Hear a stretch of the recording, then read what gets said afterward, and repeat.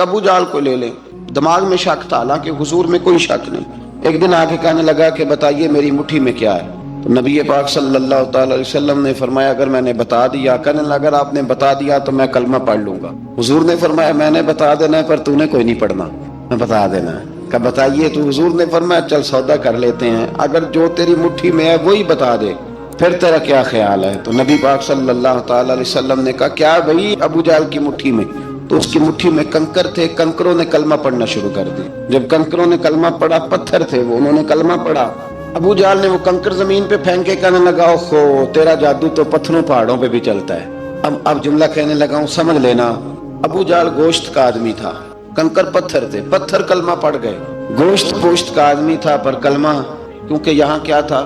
شک، اس نے آگے نہیں بڑھنے۔ گوشت پوشت کا شخص ہو کے پتھروں سے آگے نکل نبی پاک صلی اللہ علیہ وسلم کی خدمت میں آیا۔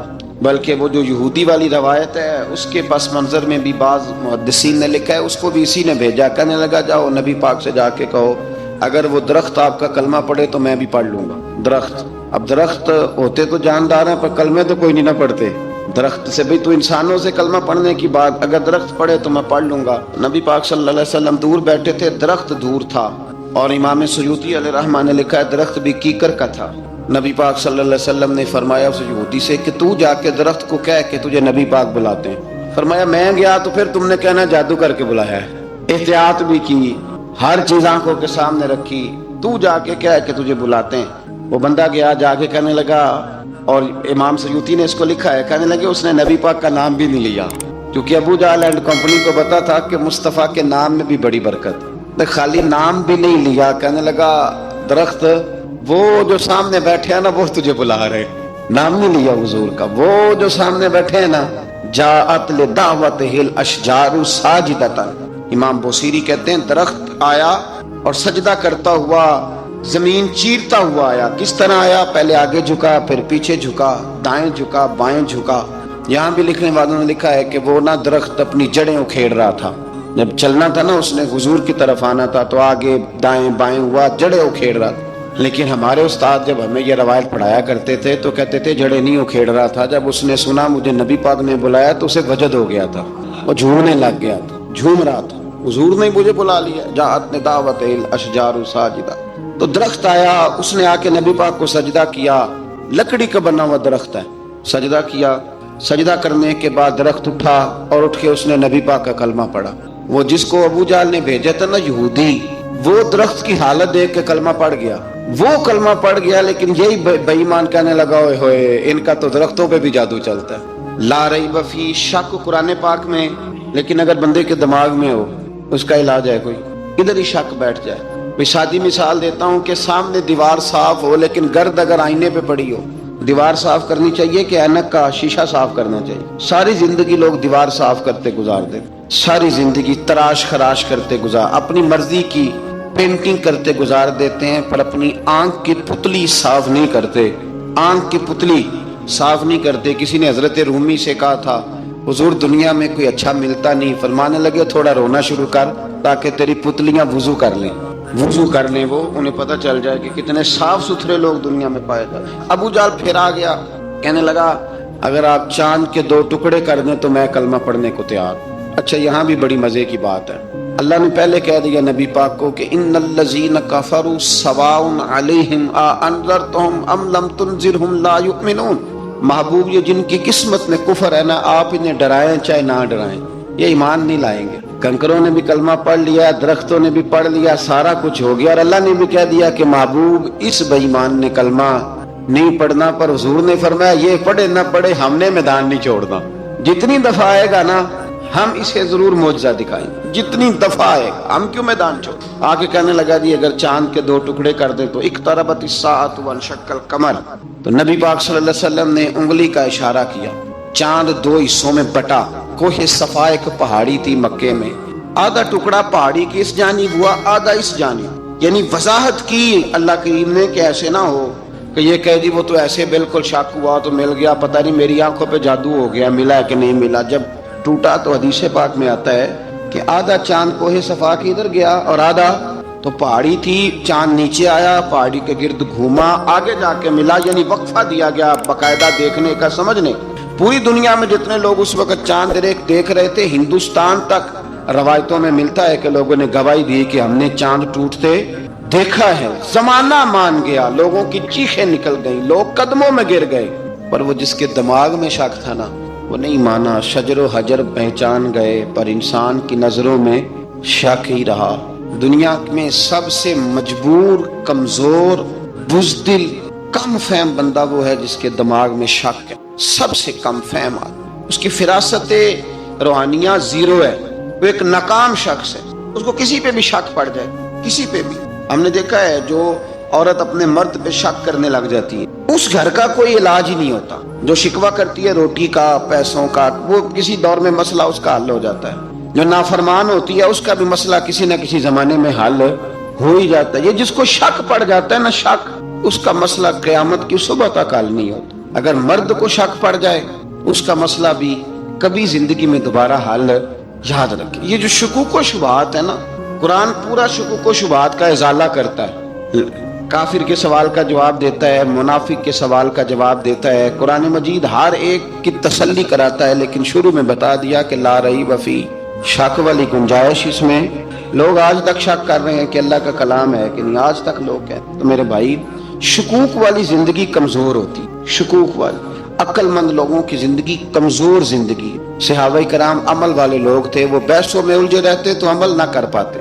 हमारे यहाँ ना बहस होती है जिस मसले का कोई ताल्लुक ही नहीं, उलझनों से निकल आए। अमल का रास्ता, बहस जो होती है ये अमल का रास्ता रोकती है। अक्लमंद ना बने, फर्मा बरदार बने।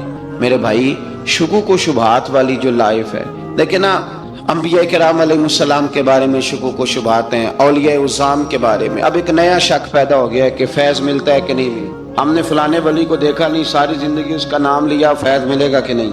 गौस पाक को देखा नहीं, सारी जिंदगी कादरी कहलाया, फैज मिलेगा कि नहीं। ख्वाजा अजमेर को देखा नहीं, चिश्ती कहलाए, फैज मिला कि नहीं। साबर पिया को देखा नहीं, साबरी कहलाए, फैज मिला कि नहीं। ओ खुदा के बंदे, फैज वो चीज है जो नजर नहीं आती पर महसूस सबसे ज्यादा होती है। मिले तो हजरत अवैस करनी भी नहीं थे नबी पाक से, वो भी नहीं मिले थे, मुलाकात तो उनकी भी नहीं हुई थी। क्या कहोगे, मुलाकात नहीं हुई, लेकिन फयूज़ो बरकत का ये आलम है कि मेरे महबूब ने फरमाया वो दुआ करेगा तो अल्लाह मेरी उम्मत की बख्शिश फरमाएगा। तो आप, हमारे सूफिया में एक सिलसिला अवैसिया है। सिलसिला अवैसिया में अक्सर मुलाकात नहीं होती, अक्सर नहीं मुलाकात हो बगैर देखे ना, आप जब किसी का नाम जपते हैं, जब किसी का नाम लेते हैं, जब उसी का जिक्र करते हैं, जब उसी के तज़किरे में रहते हैं, तो अल्लाह तबारक व तआला के ये जो कामिल लोग होते हैं ये मुतवज्जो हो जाते हैं, उनकी तवज्जो होती है। और खुद सरकार ने फरमाया, दो आपस में मोहब्बत करने वाले, एक मशरिक में एक मगरिब में, क़यामत के दिन अल्लाह दोनों को जन्नत में इकट्ठा फरमा देगा। ये क्या बात हुई कि हर बात में शक करना कि जी वो फलाने से मुलाकात ही नहीं हुई। तो किस तरह भाई, मुलाकात एक अलग चीज का नाम है, मुलाकात एक अलग शय का नाम है। और फयूज़ो बरकत एक, अल्लाह से मुलाकात हुई है, रिज़्क देता है कि नहीं, जिंदगी देता है, सारी चीजें देता है, तो मुलाकात तो कोई नहीं करता। तो इसलिए हर चीज को, ठीक है, वो जो जगह, जिस जगह पे जो बात है उसको वहां रहना चाहिए, लेकिन ये शुकूक है, इनसे बाहर निकलें, इनसे बाहर आए।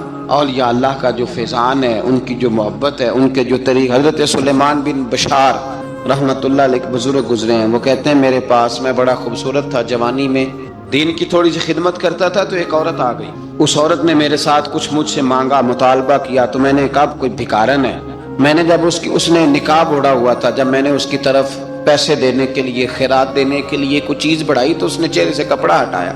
मैंने नजर झुका ली, कहने लगी सुलेमान मेरा रंग रूप तो देख, मैं कितनी खूबसूरत हूँ, मैं तेरी मोहब्बत में गिरफ्तार हो गई, खुदारा मैं अपने आप को तेरे हवाले करती हूँ।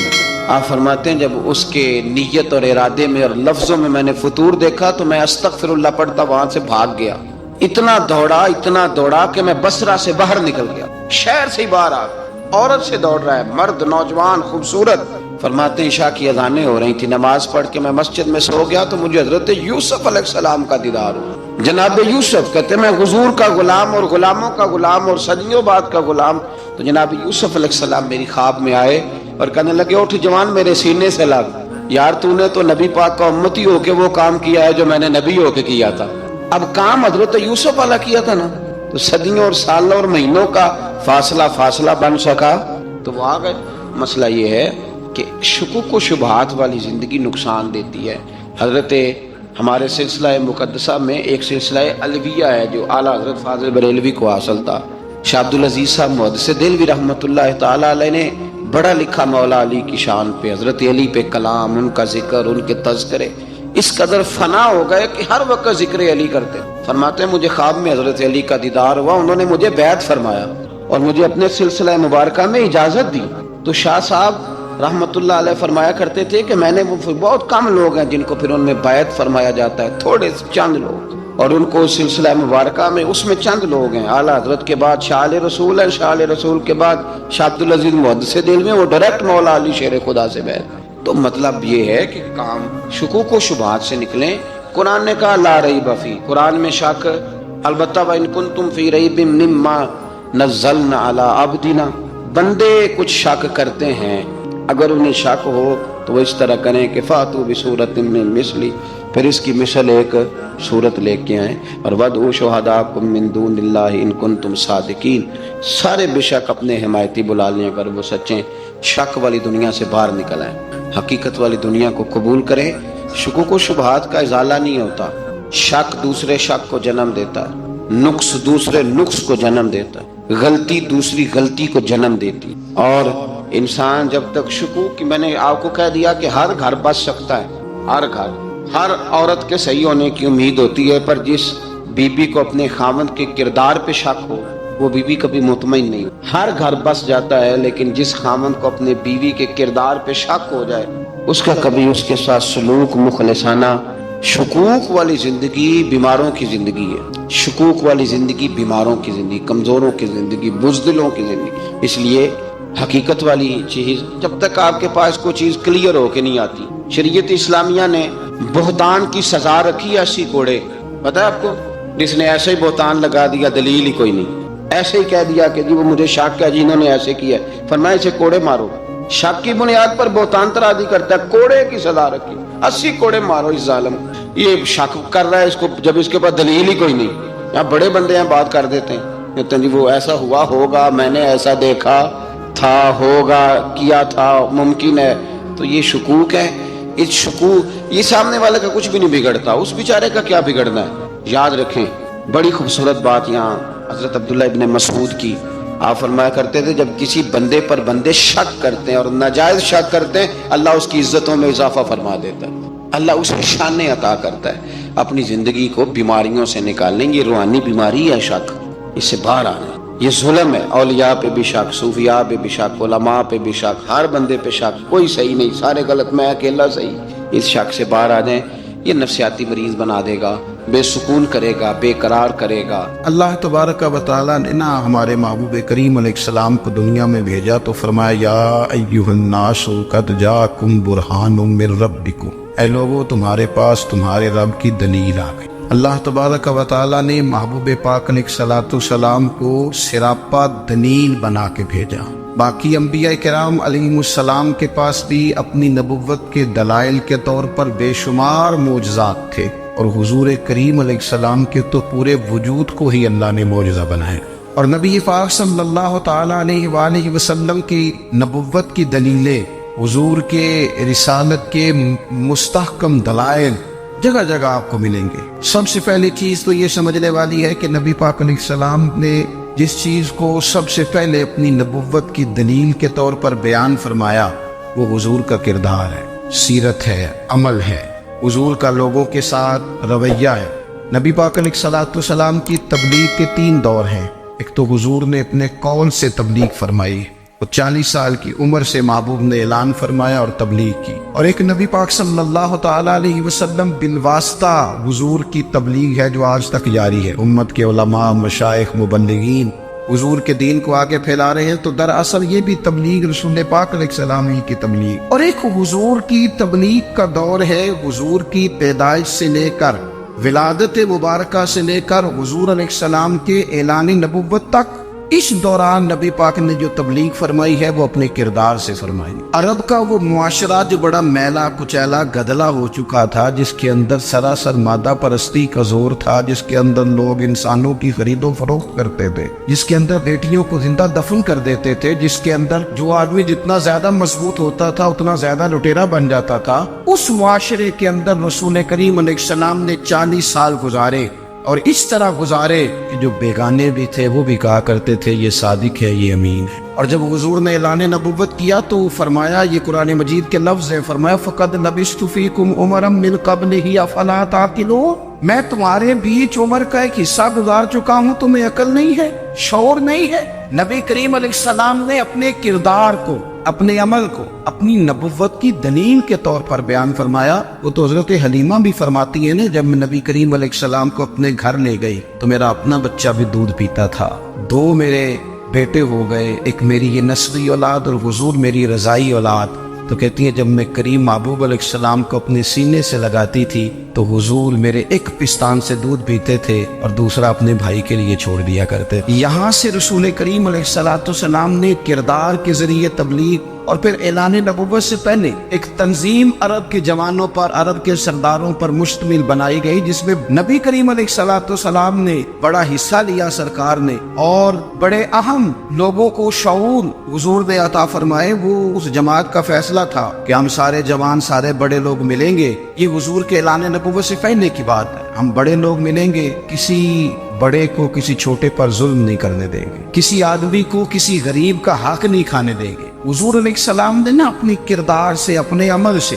اور آپ کا جو عمل ہوتا ہے نا وہ اصل ہوتا ہے، ایک ہوتا ہے آپ کوئی بات کرتے ہیں اور ایک ہوتا ہے کہ آپ کوئی عمل کرتے ہیں۔ آپ جب عمل کرتے ہیں تو عمل کے ذریعے بھی لوگوں تک بات پہنچتی ہے کہ دراصل آپ کا اٹھنا بیٹھنا چلنا پھرنا کیا ہے۔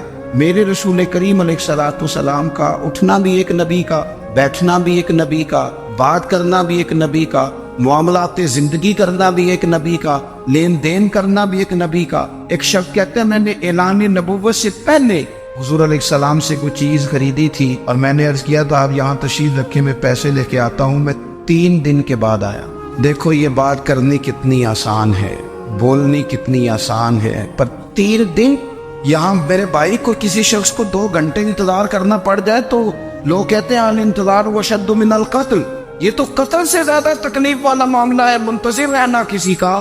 کہتے 3 دن کے بعد میں آیا تو میرے رسول کریم وہیں تشریف فرمایا، بس اتنا فرمایا یار تم نے مجھے بڑی تکلیف میں ڈال دیا، 3 دن ہو گئے یہاں رکے ہوئے۔ تو حضور نے اپنے کردار کو، اپنے عمل کو، اپنے معاملات کو سب سے پہلے اپنی نبوت کی دلیل کے طور پر پیش کیا۔ کسی نے کیا خوب کہا تھا کہ جو تیری جان کے دشمن ہے وہ بھی کہتے ہیں، بظاہر تو آئے ہیں نا ہجرت کی رات جان لینے، لیکن امانتیں حضور کے گھر میں رکھی ہوئی ہیں، امانتیں کاشانہ نور پہ پڑی ہے۔ وہ جو تیری جان کے دشمن ہے وہ بھی کہتے ہیں کہ امین تو ہے اور صداقت کی آبرو تو ہے۔ تو پہلے کردار، پھر دوسری بات، اللہ تعالیٰ نے اپنے محبوب علیہ السلام کو اپنا مطلق نائب بنا کر، اپنا محبوب اعظم بنا کر، ایسے ہی سارے انسانوں کے بارے میں کہا وَإِذْ قَالَ رَبُّكَ لِلْمَلَائِكَةِ إِنِّي جَاعِلٌ فِي الْأَرْضِ خَلِيفَةً، میں زمین میں اپنا نائب بنانے والا ہوں۔ لیکن حضور علیہ السلام تو محبوب ہے نا، حضور کی نیابت تو محبوبیت کے درجے پر فائز ہے۔ تو رسول پاک کو رب کریم نے اس طرح کا بنا کے بھیجا کہ حضرت عبداللہ ابن رواحہ رضی اللہ تعالیٰ عنہ بیان فرماتے ہیں کہ اگر حضور کوئی معجزہ نہ بھی دکھاتے، نبی کریم علیہ السلام سے کوئی اعجاز لوگ نہ بھی دیکھتے، تو محبوب کا تو چہرہ ہی اس طرح کا تھا، لوگوں نے دیکھتے جانا تھا اور کلمہ پڑھتے جانا تھا۔ لیکن باوجود اس کے میرے رسول پاک کا اعجاز یہ ہے، کمال یہ ہے کہ حضور کبھی اشارہ کر دیں تو چاند 2 ٹکڑے ہو جائے، کبھی دعا مانگ دیں تو ڈوبا ہوا سورج واپس آ جائے، کبھی محبوب گزرنے لگے تو پتھر آپ پر سلام پڑے، کبھی حضور پہاڑ پر چڑھ جائیں تو پہاڑ وجد میں آ کر جھومنے لگے، محبوب کا کبھی نماز پڑھاتے ارادہ بن جائے تو اللہ تعالیٰ قبلے کا رخ ہی تبدیل فرما دے۔ کیا خوبصورت سوچ ہے اور کیا نظریہ دیتے ہیں بریلی کے امام، فرماتے اجابت کا جوڑا عنایت کا صحرا دلہن بن کے نکلی دعائے محمد، اور اجابت میں جھک کر گلے سے لگایا بڑی ناز سے جب دعائے محمد، دیکھو خدا کی رضا چاہتے ہیں، دو عالم خدا چاہتا ہے رضائے محمد صلی اللہ تعالی علیہ وسلم اور ایک مقام پہ فرماتے ہیں نائب دست قدرت پہ لاکھوں سلام، نائب دست قدرت پہ لاکھوں سلام۔ تو اللہ تعالیٰ نے نبی پاک صلی اللہ تعالی وسلم کو جو اعزاز، پھر ایک اور بات، حضور امی ہے، دنیا میں آ کر محبوب نے کسی سے پڑھا ہی نہیں، میرے محبوب نے جتنا پڑھا ہے رب کریم سے ہی پڑھا ہے۔ الرحمن علم القرآن خلق الانسان، رحمان نے قرآن سکھایا پھر انسان بنایا۔ اللہ تبارک و تعالیٰ کی بارگاہ کرم سے حضور نے لیا، رسول کریم امی ہے، یہ بھی حضور کی نبوت پر ایک بڑی دلیل۔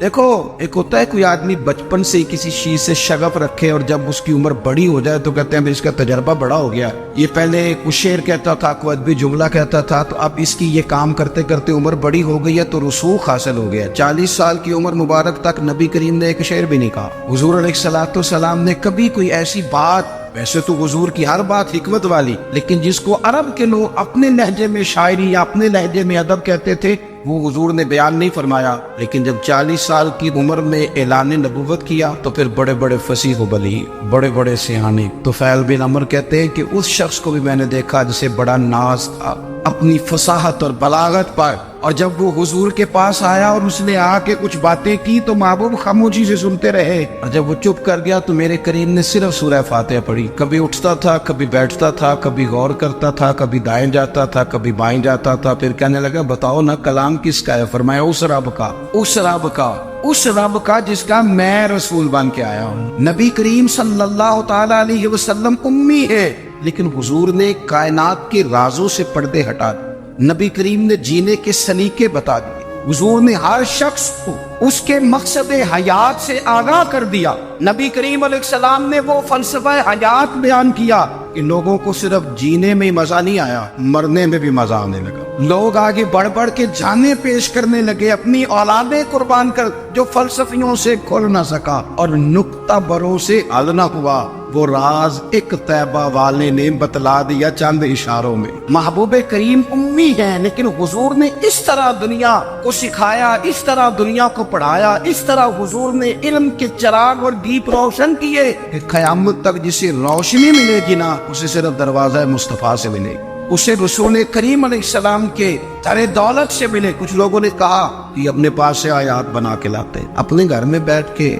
دعوے کر لینا تو کوئی مشکل کام نہیں نہ ہوتا، سارے لوگ ہی کر لیتے، بلکہ وہ ہمارے ایک بزرگ کہا کرتے تھے خیالی پلاؤ پکائیے کہ وہ کدے بھی کاٹ نہ پائیے، کیونکہ کون سا پیسوں کا ڈالنا ہے، زیادہ ڈالیں اور زیادہ ڈالیں۔ بہت سارے لوگ ہیں آج بھی، کچھ لبرل ہیں بیچارے، کچھ دین بیزار طبقہ ہے، وہ کہتے ہیں جناب ہمیں تو جدید باتیں بتائیں، ہمیں تو نئے اسلوب کے مطابق لے کے چلے، ہمیں تو او بھائی سن، میرے نبی پاک علیہ السلام نے فرمایا میرا قرآن کبھی پرانا نہیں ہو، اسے پڑھ کے دیکھ، اس کی جدت کا حسن دیکھ، یہ تو کھلا ہوا باغ ہے، تو ایک دفعہ اس کے قریب آئے گا تو خوشبو ملے گی، دوسری دفعہ آئے گا تو اس سے زیادہ تازی ملے گی، ایک دفعہ پھل کھائے گا تو مزیدار ہوگا، دوسرا کھائے گا ہو سکتا ہے شکل ملتی جلتی ہو لیکن ذائقہ بڑا نرالا ہوگا۔ تو تو صحیح نا۔ جب کچھ لوگوں نے کہا یہ خود سے بنا کے آیات لاتے ہیں تو فرمایا بھائی کنتم فی ریب مما نزلنا علی عبدنا فاتوا بسورۃ، اگر تمہیں کوئی شک ہے اس میں جو ہم نے اپنے بندہ خاص میں نازل کیا ہے تو تم بھی اس جیسی ایک آیت بنا کے لاؤ۔ اور چلو چیلنج کھلا دے دیا، فرما وَادْعُوا شُهَدَاءَكُم مِّن دُونِ اللَّهِ،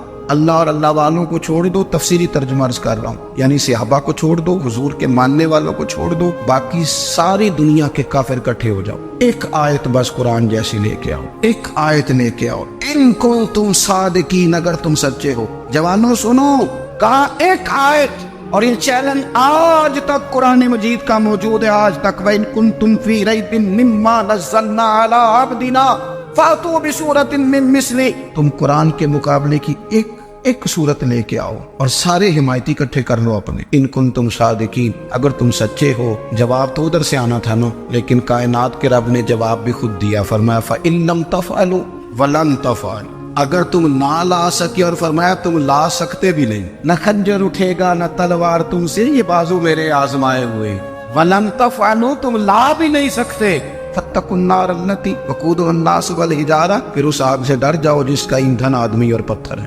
اُعِدَّتْ لِلْكَافِرِينَ، بنائی کافروں کے لیے، مومنوں کے لیے تو رب نے جنت بنائی ہے، اُعِدَّتْ لِلْكَافِرِينَ، یہ دوزخ اللہ نے کن کے لیے بنائی ہے؟ وعدت للکافرین، کہتا ہے کافر کے لیے بنایا۔ تو اللہ تبارک و تعالیٰ نے میرے رسول پاک صلی اللہ تعالیٰ علیہ وسلم کو وہ کتاب عطا فرمائی، اور پھر حضور کی فصاحت و بلاغت، معرفت۔ دیکھو، ایک ہوتا ہے گھنٹوں باتیں کرنا، ایک ہوتا ہے کئی والیم پر مشتمل، کئی جلدوں پر مشتمل کتب کا لکھنا، اور ایک ہوتا ہے کسی بندے کا ایک بات کرنا اور سامنے والے کی طبیعت کو اتنا جگا دینا کہ اگلی بات فوراً ہی اس کی سمجھ میں آ جائے۔ اور حضور نہ کسی کی انا کو نہیں جگاتے۔ ہم بعض اوقات کسی سے خطاب کرتے ہیں، بات کرتے ہیں تو سامنے والے کی انا کو جگا دیتے ہیں، ٹھیس پہنچاتے ہیں، وہ کہتا چل پھر تگڑا ہو جائے، میں ابھی آیا۔ حضور انا نہیں جگاتے تھے، میرے نبی پاک ضمیر جگاتے تھے تاکہ وہ شخص فیض حاصل کر سکے، اسے کچھ ملے۔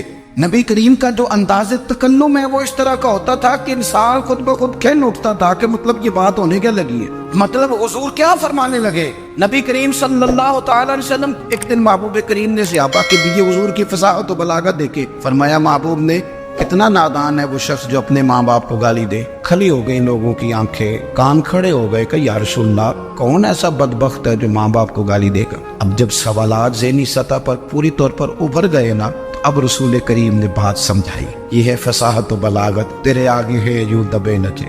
فصحا عرب کے بڑے بڑے، کوئی جان منہ میں زبان نہیں بلکہ جسم میں جان نہیں۔ یا رسول اللہ کون ایسا نالائق ہے جو ماں باپ کو گالی دے؟ اب جب ذہنی سطح یہاں تک ابھر آئی تو اب حضور نے سمجھایا، اور میں جب تم کسی کے ماں باپ کو گالی دو گے نا تو وہ بھی تو جواب میں تمہارے ماں باپ کو دے گا نا، تو فی نفس ہی یہ تم نے خود ظلم کیا ہے اپنے ماں باپ۔ کیوں تم نے ایسا لہجہ اختیار کیا کہ جس سے سامنے والے کی انا جاگ جائے اور تمہارے مقابلے میں آ کر کے کھڑا ہو جائے؟ کیوں تم نے اس طرح کے انداز اختیار کیے کہ جس سے سامنے والا بھی سارے پنجے کھڑے کر کے باہر نکل آئے اور کہے آ جاؤ پھر میں بھی میدان میں حاضر ہوں؟ رسول کریم کی فصاحت، بلاغت دیکھیں نا، حضور 2-4 جملوں میں ساری بات سمجھا جاتے۔ ایک حدیث پاک اگر ہماری سمجھ میں آ جائے، ایک روایت، نبی پاک صلی اللہ تعالی علیہ وسلم نے فرمایا خوبصورت مسلمان وہ ہے جو بے مقصد باتوں کو چھوڑ دے۔ لو، اس سے پوری زندگی سجائی جا سکتی ہے ایک جملے سے۔ کوئی لمبی چوڑی باتوں میں جانے کی ضرورت نہیں، کہا خوبصورت مسلمان یہ ہے جو بے مقصد باتوں کو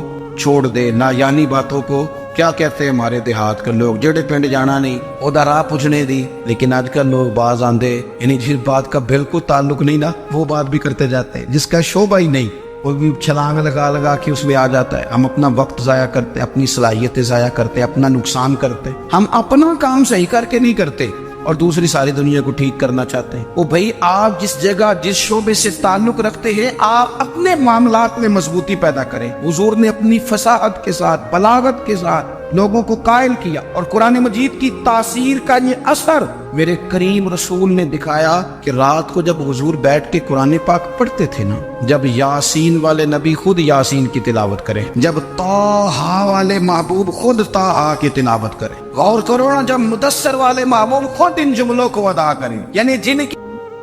اگر آپ کو ہماری یہ ویڈیو پسند آئے تو ہمارے چینل کو لائک اور سبسکرائب کریں۔ شکریہ۔